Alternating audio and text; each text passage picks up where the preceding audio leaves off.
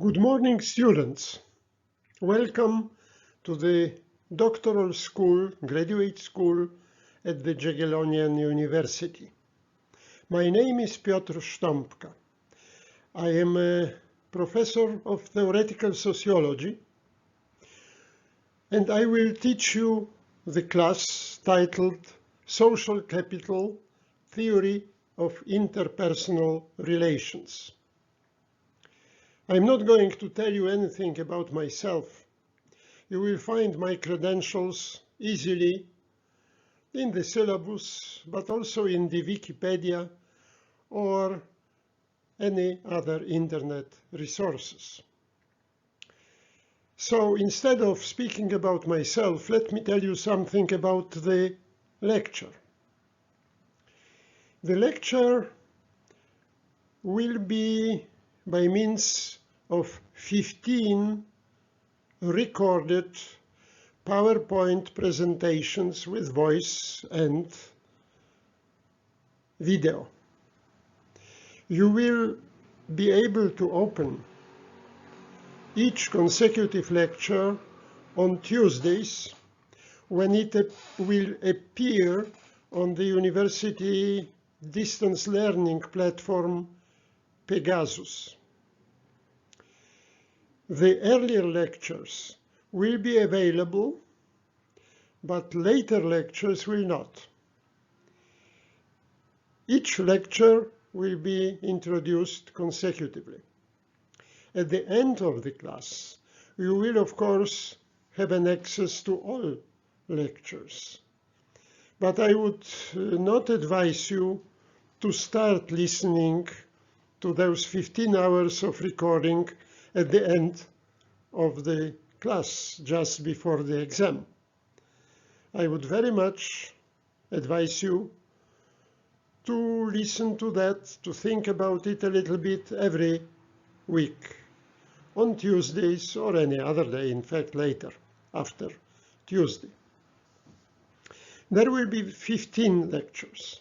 Those lectures will be mostly introduced by text, by spoken text, but also by slides, PowerPoint slides, and there will also be a number of photographs, which I will show you during the class.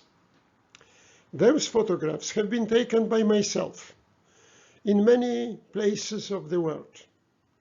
And the purpose of those is only and exclusively to illustrate some ideas, concepts, which will be debated in class.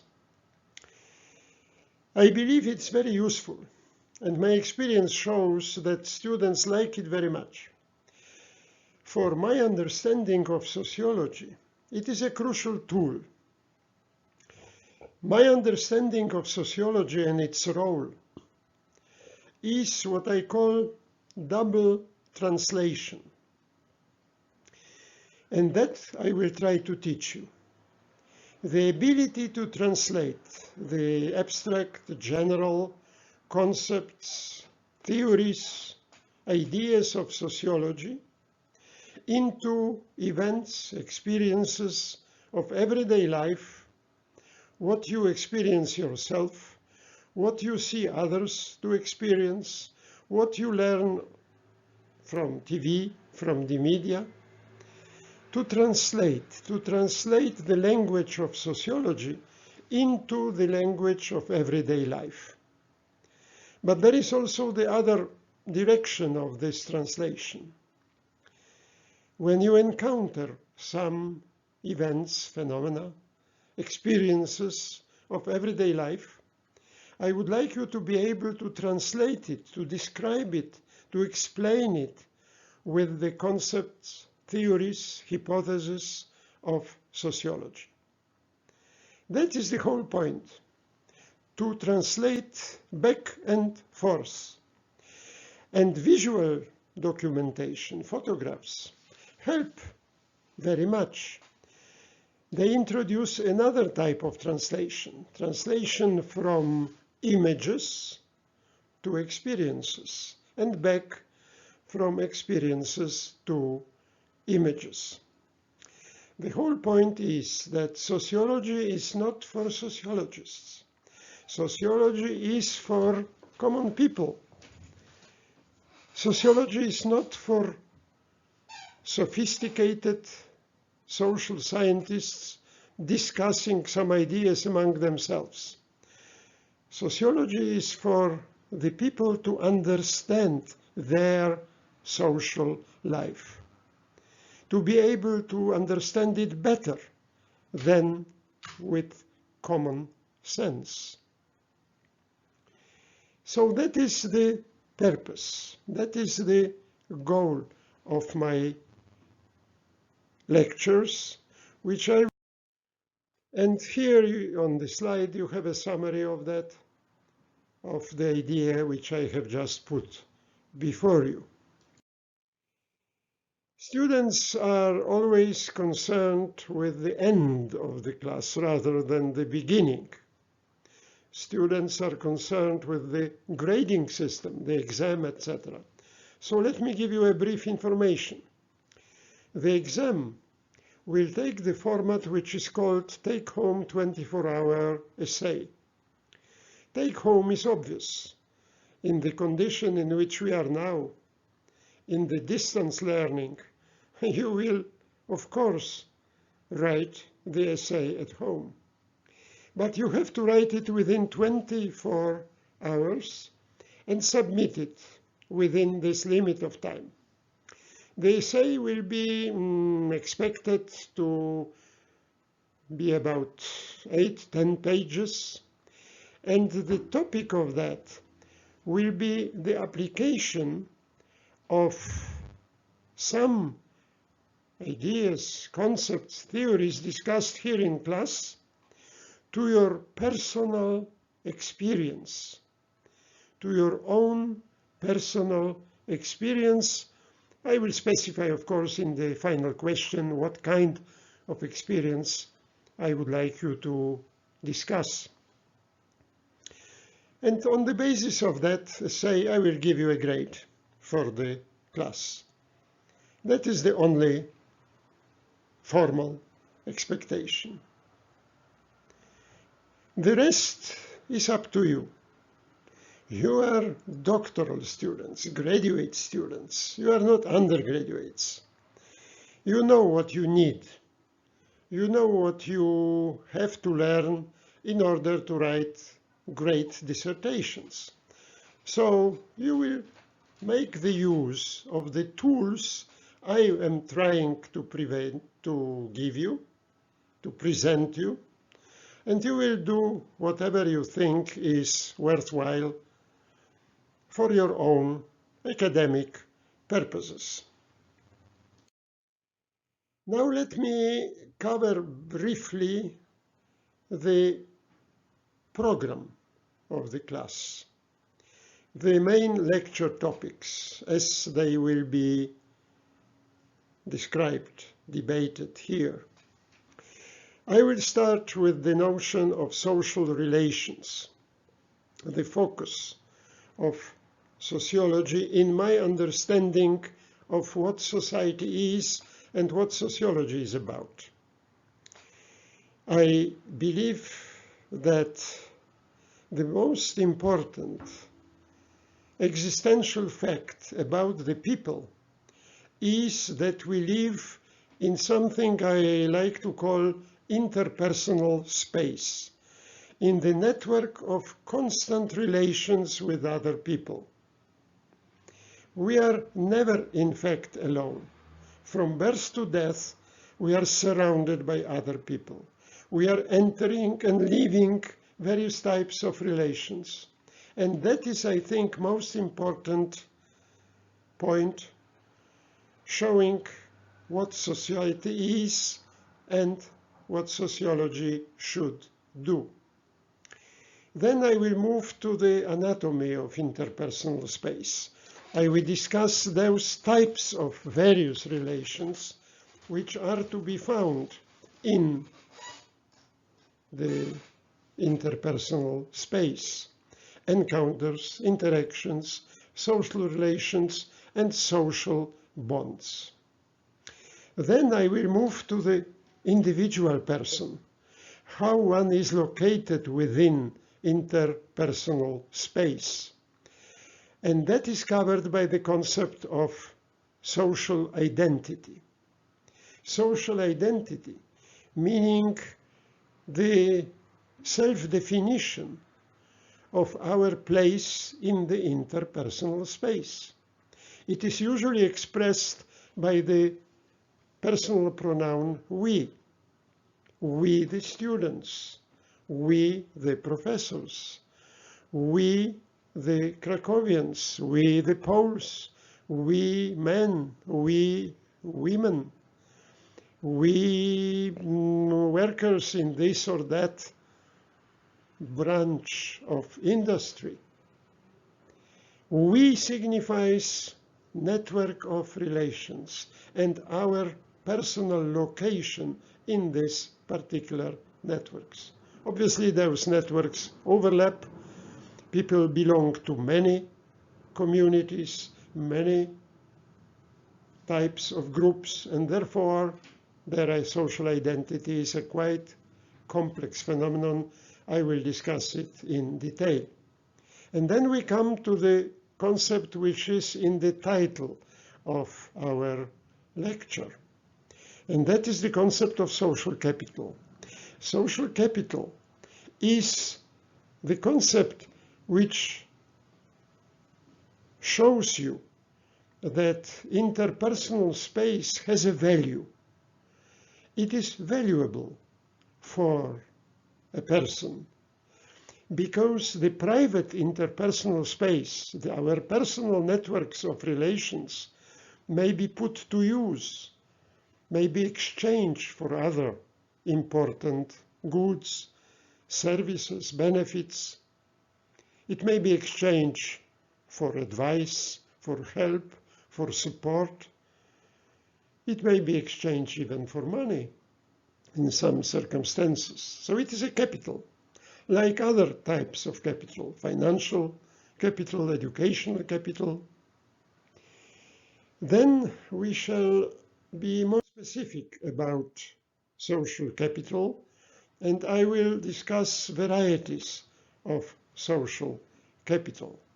There is quite a lot of various types of social capital, from a private capital, which we possess as individuals, to a collective capital, which, for example, a firm, a corporation, a community, and even a nation possesses.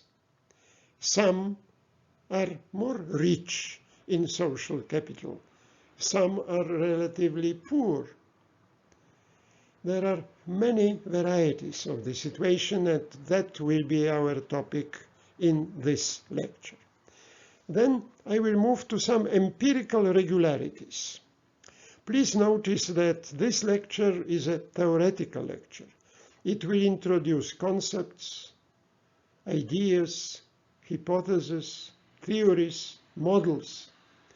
But I will not discuss empirical evidence. But there is a lot of empirical evidence about social capital and interpersonal relations. And therefore, this lecture will try simply to summarize some of the results of those empirical researches. What are the regularities of social capital which have been discovered over time during the studies of interpersonal space? Then we shall move to the very important, but also very, I would say, relevant area, part of social capital, which consists of a particular type of relations, which I call moral relations.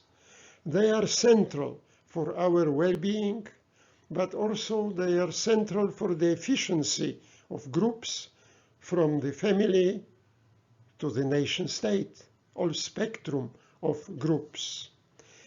If there is a strong moral capital, usually our life is better and our communities, our groups are more efficient, develop, progress in a good way.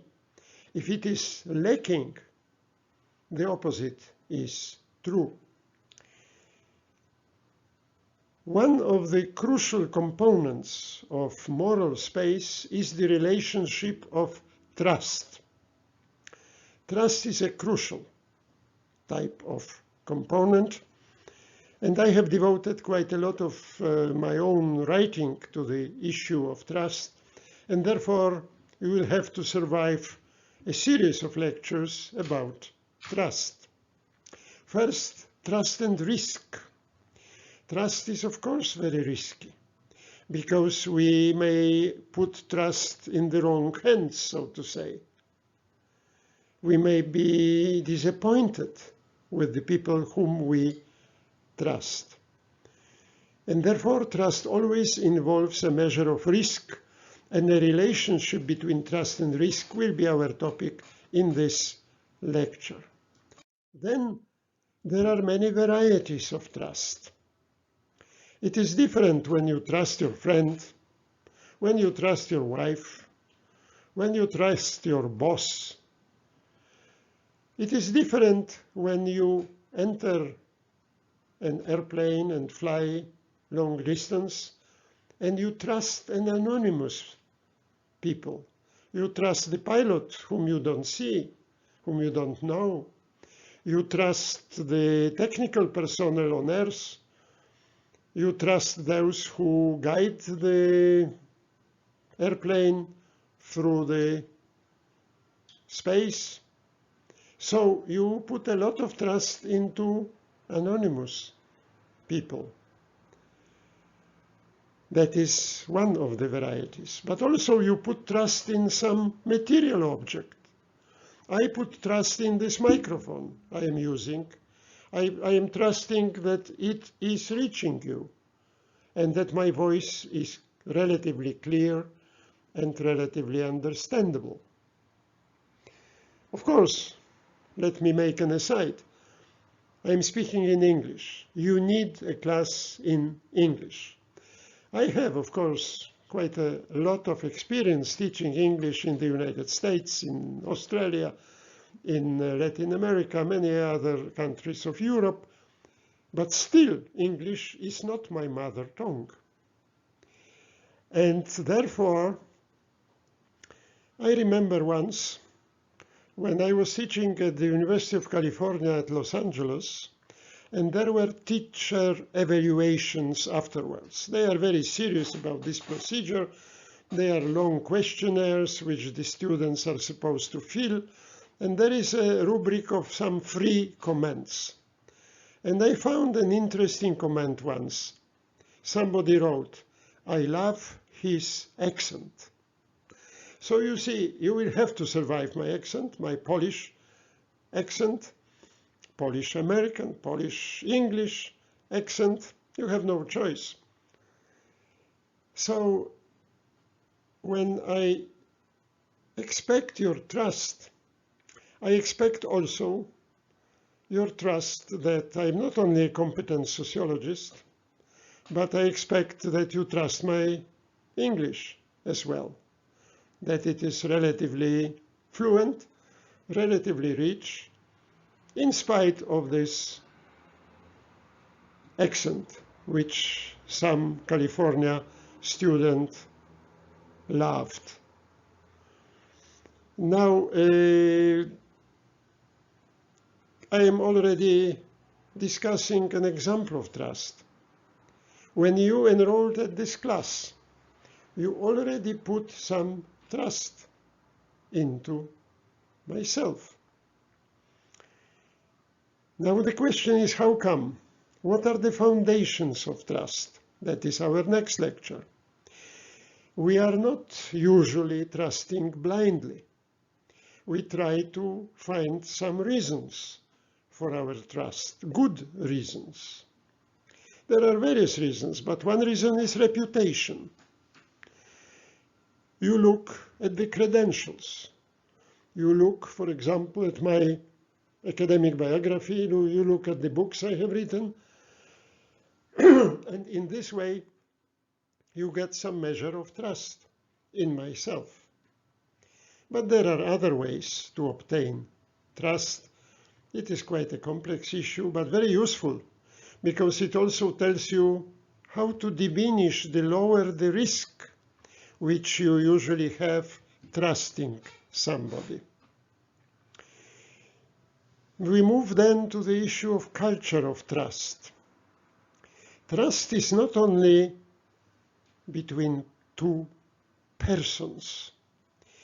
Trust becomes a kind of climate. We may metaphorically say a kind of atmosphere surrounding us.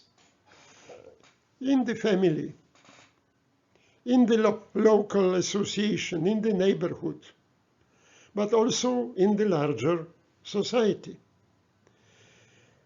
What it means is that there is the prevailing expectation that people should trust others because others are trustworthy. And that is a wonderful expectation, because you don't have to check, you don't have to control, you don't have to put a policeman at every corner, because you may believe that culture of the association, of the society, is sufficient to make people trustworthy, to behave properly and morally. Countries differ in this respect, like families differ in this respect. Associations differ in this respect, professional groups differ, firms differ. But those who are pervaded with trust, and if you think about countries, you may immediately think about Scandinavian countries. You may immediately think about Sweden, Norway. On the other pole, you may think about some Latin American countries or African countries. Poland is somewhere in between by the means of this culture of trust. So if you look at the development of such societies, you may see not only that people are more satisfied with their life, they smile in the streets at the neighbors, at the people whom they don't know. They are going through life in some nice mood, but also the firms, corporations, associations pervaded with trust are shown to be more efficient, to get better results than others. Unfortunately, trust is a resource which may be missing. It is a rare resource. When it is missing, societies develop something instead. And that is covered by my lecture on the functional substitutes of trust. For example, when you cannot trust a public official, what you are tempted to do is to bribe, to pay for the services. And corruption becomes a very ugly functional substitute for trust. Then we shall discuss other moral bonds. Loyalty, reciprocity, solidarity. In fact, reciprocity is considered by some scholars to be very fundamental human tendency. Bronisław Malinowski, very famous Polish social anthropologist of the first part of the 20th century, was making a big anthropological research in the Trobriand Islands in the Pacific. And in those primitive tribes, he already found very strong tendency to reciprocate. When you get a favor, you are somehow obliged to reciprocate. Reciprocity, some people believe, is absolutely fundamental for the good functioning of society. Solidarity, a great concept so close to our memories, as the name of the great social movements in the 1980s here in Poland. Solidarity here means very simply the readiness to sacrifice something for the benefit of the group, of the community, of your family, of your firm, of your nation, to sacrifice some interests, sometimes even to sacrifice life. That is probably the strongest measure of solidarity. Now, finally, we shall deal with respect, which is also a very important moral bond, because it gives the recognition to human achievements. It gives the recognition to what people have done, what is their merit, what is their input to the community, to the benefit of others. And finally, justice, a very huge topic, which could deserve the whole series of lectures. But I will be very brief. I will only discuss justice as a type of relation between people where we find some proportion between what we give and what we get from others, from society, from the state. A proportion, a good proportion. If that principle is not observed, we have all kinds of injustice, and injustice has become probably the strongest factor in all revolutions, social movements, in the mobilization of people to fight for justice. At the end of the lecture, I will simply give some hints about what it means that society is a good society. How can we define a society? Is it only the question of utopian images? We know in the history of social thought that there have been a number of such images which people have been putting forward about ideal societies. They have never been realized. But is it possible to have some vision, some image, toward which at least we may strive? Probably we shall never get to that, but striving itself is a value. So that is a program. You have seen the topics which we shall cover in this class. And now just some information about readings. I am not giving you any obligatory readings. You are graduate students, you are writing doctoral dissertations, you are reading constantly, and you know what you need for your own research, for your own thesis. But I am just giving some hints about the readings which may be relevant for the topic of this particular class. Here you have a book I have written myself, published by Cambridge University Press, a book about trust. The cover of this book, by the way, is also my photograph, the photograph which I have taken at Montreal, Canada, which shows a sculpture in the public space in front of a bank.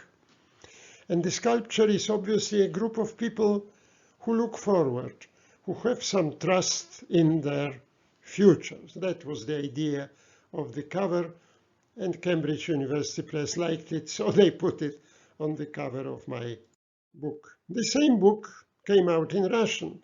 It was translated into Russian with different cover, as you can see. It was also translated into Chinese.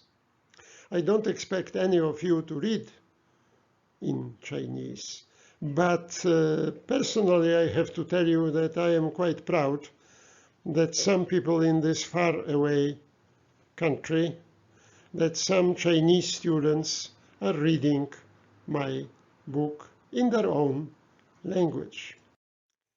Now, the Polish students have the access to that book in Polish.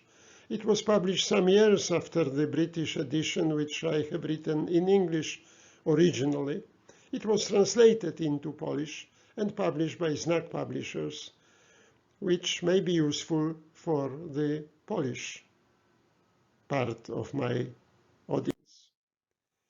The book which is most relevant for many topics in this class is about social capital directly, kapitał społeczny in Polish, which came out a year ago, well, let me correct myself, perhaps 2 years ago, at Znak Publishers again.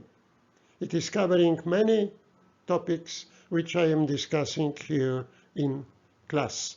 So it may be useful for those of you who want to get some more deep understanding of the problem, or who may use it perhaps in their own research for doctoral dissertation. Finally, just some 3 months ago, I have published the Dictionary of Sociology, 1,000 concepts. Znak Publishers. It is easily available in the internet store of Znak Publishers with a considerable discount. It may be very useful for you. It presents my understanding of sociology. You know, after some 50 years of teaching sociology, both in Poland here at the Jagiellonian University, but also as I mentioned already, in many universities in the wider world, in the United States particularly often, I believe I know something about sociology. So I decided I don't need to read more, to look at encyclopedias, to look at Wikipedia, to quote, to give citations.